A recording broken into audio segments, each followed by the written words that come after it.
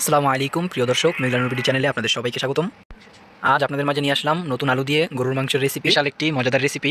এই রেসিপিটি আপনারা খুব সহজেই বাসায় তৈরি করতে পারবেন। কথা না বাড়িয়ে এবার চলে যাচ্ছি নতুন আলু দিয়ে গরুর মাংসের ঝোল রান্নার রেসিপি।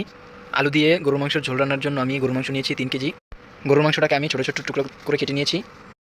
মাংসের মধ্যে প্রথমেই দিয়ে নিচ্ছি স্বাদমতো লবণ, হলুদ গুঁড়ো দিয়ে নিচ্ছি 2 টেবিল চামচ, মরিচ গুঁড়ো দিয়ে নিচ্ছি 2 টেবিল চামচ, ধনিয়া গুঁড়ো দিয়ে নিচ্ছি 1 টেবিল চামচ, গরম মশলা গুঁড়ো দিয়ে নিচ্ছি 1 টেবিল চামচ, আদা বাটা দিচ্ছি 3 টেবিল চামচ, রসুন বাটা দিয়ে নিচ্ছি 2 টেবিল চামচ,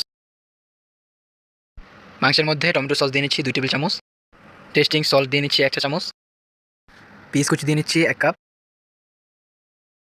মাংসের মধ্যে সরিষার তেল দিয়ে নিচ্ছি 3 টেবিল চামচ, সয়াবিন তেল দিয়ে নিচ্ছি 1/3 কাপ। এবারে সব মশলার সাথে গরুর মাংসটাকে খুব ভালো করে মাখিয়ে নিব। গরুর মাংসটাকে খুব ভালো করে মাখাতে হবে। এই মাখানোর মধ্যেই গরুর মাংসের টেস্ট অনেকটা নির্ভর করে। গরুর মাংসটা ম্যারিনেট করে রেখে দিব 15 মিনিট।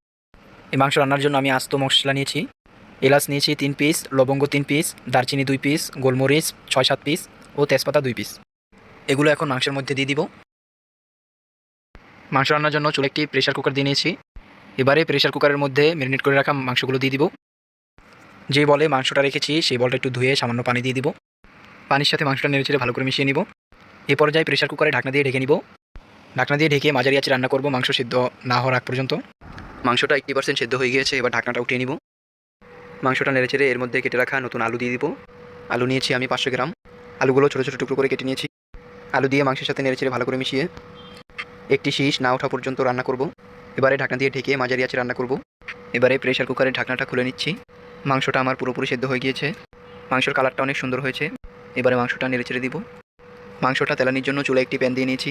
প্যানের মধ্যে তেল দিয়ে নিচ্ছি আধা কাপ। তেলটা গরম হলে তেলের মধ্যে 2 শুকনো মরিচ ও আস্ত জিরা দিয়ে নিচ্ছি আধা চা চামচ। আগে মরিচটা একটু টেলে নিয়ে তারপর জিরাটা দিয়ে দিব। এবার গরম তেলের মধ্যে পেঁয়াজ কুচি দিয়ে নিচ্ছি 1 কাপ। পেঁয়াজটা 4 থেকে 5 মিনিট সময় নিয়ে ভেজে নিব।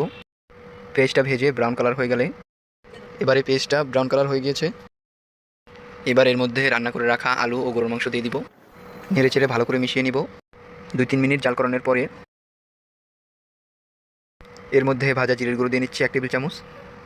জিরের গুঁড়োটা মাংসের সাথে নেড়েচেড়ে ভালো করে মিশিয়ে নিব। তৈরি হয়ে গেল আমার মজাদার নতুন আলু দিয়ে গরুর মাংসর রান্নার রেসিপি। এবার গরম গরম পরিবেশনের পালা। আরও নতুন নতুন ভিডিও পেতে আমাদের সাথেই থাকবেন। ইউটিউব চ্যানেল থেকে দেখলে চ্যানেলটি সাবস্ক্রাইব করবেন ও ফেসবুক পেজ থেকে দেখলে পেজটি ফলো দিয়ে আসবেন। সবাই ভালো থাকবেন, সুস্থ থাকবেন। আসসালামু আলাইকুম, আল্লাহ হাফেজ।